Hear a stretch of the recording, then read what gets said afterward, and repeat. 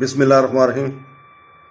دوستوں، بہنوں، بھائیوں، آج کی تفسیر ہے سورہ آل عمران کی آیت نمبر 150، 151 اور 152۔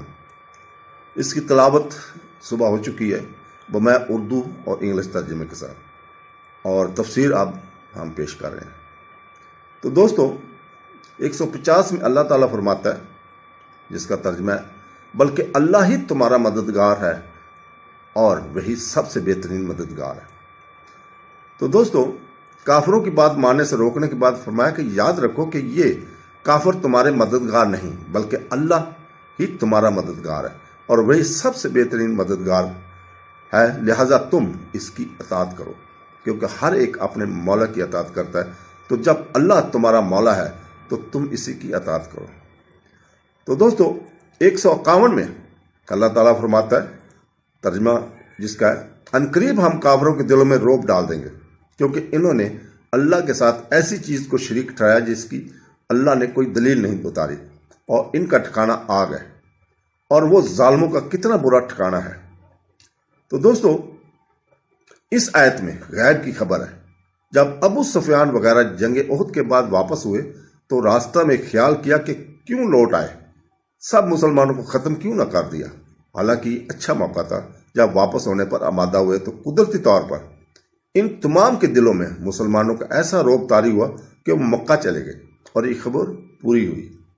تو دوستو، 152 میں اللہ تعالیٰ فرماتا ہے، جس کا ترجمہ ہے، اور بے شک اللہ نے تمہیں اپنا وعدہ سچا کر دکھایا جب تم اس کے حکم سے کافروں کو قتل کر رہے تھے، اور یہاں تک کہ جب تم نے بزدلی دکھائی اور حکم میں آپس میں اختلاف کیا اور تم نے اس کے بعد نافرمانی کی، جب اللہ تمہیں وہ کامیابی دکھا چکا تھا جو تمہیں پسند تھی۔ تم میں کوئی دنیا کا طلبگار ہے اور تم میں کوئی آخرت کا طلبگار ہے، پھر اس نے تمہارے منہ ان سے پھیر دیا تاکہ تمہیں آزمائے، اور بے شک اس نے تمہیں معاف فرما دیا، اور اللہ مسلمانوں پر بڑا فضل فرمانے والا ہے۔ تو دوستو، یہاں غزوہ احد کی بات ہو رہی ہے۔ چنانچہ ارشاد فرمایا کہ بے شک اللہ نے جنگ احد میں اپنا وعدہ پورا کیا، یعنی تم ہی غالب ہوگے کہ تم سچے ایمان والے ہو۔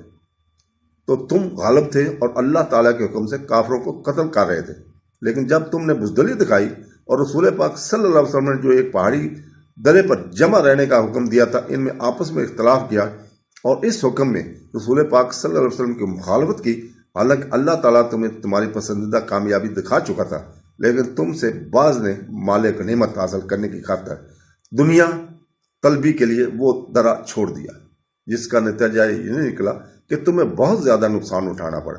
واقعے کا خلاصہ یہ ہے کہ کفار کی شکست کے بعد حضرت عبداللہ بن جبیر رضی اللہ تعالیٰ عنہ کے ساتھ جو تیر انداز تھے وہ آپس میں کہنے لگے کہ مشرکین کو شکست ہو چکی ہے، لہٰذا آپ یہاں ٹھہر کر کیا کریں گے، چلو کچھ مال غنیمت حاصل کرنے کی کوشش کریں۔ بعض حضرات نے یہ سن کر کہا کہ یہ جگہ مت چھوڑو، کیونکہ رسول پاک صلی اللہ علیہ وسلم نے تاکید کے ساتھ حکم فرمایا تھا کہ تم اپنی جگہ ٹھہرے رہنا اور کسی حال میں ہر جگہ نہ چھوڑنا جب تک میرا حکم نہ آ جائے۔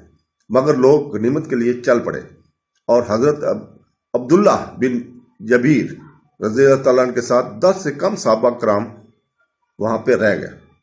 دنیا طلب کرنے والوں سے مراد وہ لوگ ہیں جنہوں نے وہ درہ چھوڑ دیا اور مال غنیمت حاصل کرنے میں مشغول ہو گئے، اور آخر کی طلبگاروں سے مراد وہ لوگ ہیں جو اپنے امیر حضرت عبداللہ بن جبیر رضی اللہ تعالیٰ عنہ کے ساتھ اپنی جگہ پر قائم رہے حتیٰ کہ شہید ہو گئے۔ آیت کے آخر میں فرمایا کہ غزوہ احد میں اس مقام پر جن لوگوں نے خطا کی، اللہ نے انہیں معاف فرما دیا۔ لہٰذا یاد رہے کہ جو اس طرح کے واقعات کو لے کر صحابہ کرام کے شان میں گستاخی کرے وہ بدبخت ہے۔ ان کی معافی کا اعلان رب جلال کی نے خود فرما چکا ہے۔